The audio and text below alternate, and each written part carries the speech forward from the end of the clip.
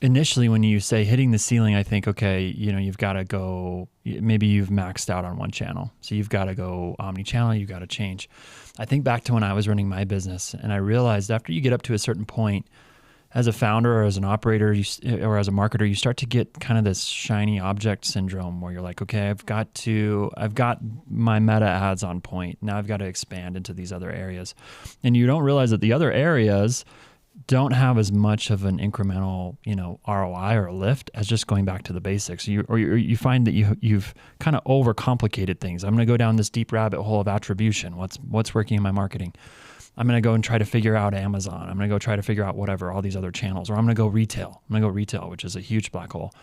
And I realized that I was kind of doing that with my brand. And I thought, you know what? When things were really working and doing really well, I was just creating ads every day. I was creating new ads every day and launching them in Meta. And I went back to that and I got past the ceiling. So sometimes the ceiling is something that we create where we're just getting distracted and we're getting that shiny object syndrome, and we think that we're a bigger business than we are, instead of just going back to, let's just do what was working, which was making ads every day, making content every day.